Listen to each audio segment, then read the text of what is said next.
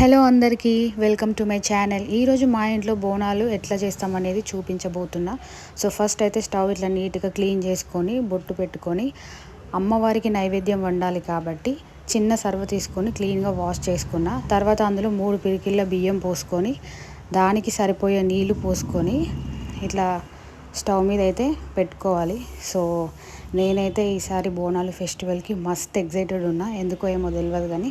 And ఇందులో కొంచెం పసుపు వేసుకోవాలి. సో పసుపన్నం వండాలి కదా అమ్మవారికి. సో నైవేద్యం అయితే కుక్ అవుతుంది కదా. సో ఈలోపు బోనం కుండ డెకరేట్ చేసుకోవాలని చెప్పి నేను ప్రిపేర్ అయిపోయినా, ఎందుకంటే బోనం డెకరేట్ చేయడానికి టైం పడుతుంది కాబట్టి.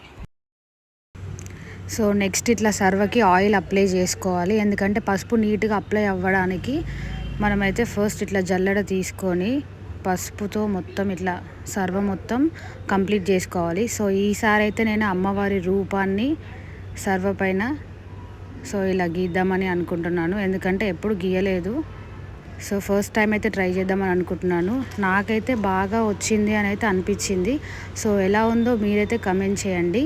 సో ఫస్ట్ అయితే కొంచెం టెన్షన్ పడ్డా ఎట్లా వస్తుందని, బట్ నాకు మాత్రం సూపర్ వచ్చింది అనిపించింది, మస్తు నచ్చింది. సో ఇట్లా అమ్మవారి కళ్ళు, బొట్టు, సో అమ్మవారి ముక్కు పుడక ఇవన్నీ నేనైతే సర్వ పైన గీశాను. సో తర్వాత మామిడి ఆకులతో ఇట్లా కంకణం కట్టుకోవాలి సర్వకి. మన తెలంగాణలో బోనాల ఫెస్టివల్ ఎంత ముఖ్యమైనది, ఎంత ఇంపార్టెంట్ అన్న విషయం అందరికీ తెలిసిందే.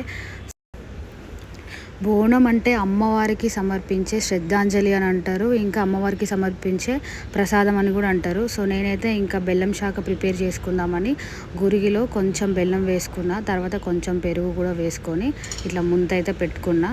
సో నెక్స్ట్ అయితే మనము నైవేద్యం వండినాం కదా అమ్మవారికి. సో ఆ నైవేద్యాన్ని ఇట్లా సర్వలోకి అయితే తీసుకోవాలి. బోనం కుండలకు తీసుకున్న తర్వాత వేప మండలు ఇట్లా ఫుల్గా పెట్టుకోవాలి, అంటే నిండుగా పెట్టుకుంటే చాలా బ్యూటిఫుల్గా ఉంటుంది కాబట్టి అట్లా నిండుగా పెట్టుకొని డెకరేట్ అయితే చేసుకోవాలి. సో ఇంకా బోనం అయితే ఫుల్ ప్రిపేర్ చేసుకున్నాం. ఈలోపు మా ఆరాధ్య వేప మండలు నాకు కావాలంటే నాకు కావాలని ఫుల్ ఏడ్చి లొల్లి చేసింది. సో ఇట్లా వేప మండలు పట్టుకొని క్యూట్గా డ్యాన్స్ చేస్తుంటే దాని లొల్లి చూసి, దాని డ్యాన్స్ చూసి అందరైతే మస్తు ఎంజాయ్ చేసిర్రు. సో మస్తు డ్యాన్స్ చేసింది, కానీ లాస్ట్కి టెంపుల్కి వెళ్ళే మూమెంట్లో అయితే పండుకుంది.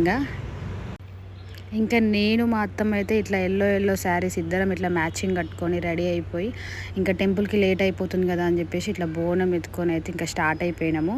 ఇప్పటికే చాలా లేట్ అయిపోయింది. యాక్చువల్గా మార్నింగే స్టార్ట్ అవుదాం అనుకున్నాము, బట్ నేను బోనం డెకరేట్ చేసే వరకు అయితే చాలా లేట్ అయిపోయింది.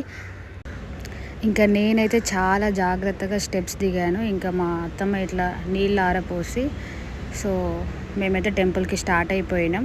సో ఇది నా సెకండ్ టైం అనుకుంటా బోనం ఎత్తుకోవడం ఆఫ్టర్ మా మ్యారేజ్ తర్వాత. సో ఇట్లా మేము టెంపుల్కి ఎంటర్ అయిపోయినాం. చూడండి అసలు ఫుల్ జనాలు ఉన్నారు, అసలు కాలు పెట్టడానికి కూడా అసలుకి ప్లేస్ లేకుండా ఉంది. సో మేమైతే చాలాసేపు అయితే లైన్లో నిల్చున్నాం, ఒక 1 hour దాకా అయితే లైన్లో నిల్చున్నాం. ఇంతసేపు పడుతుందని కూడా ఎక్స్పెక్ట్ చేయలేదు. ఇది మా బోనాల vlog. Like, share and subscribe. Bye.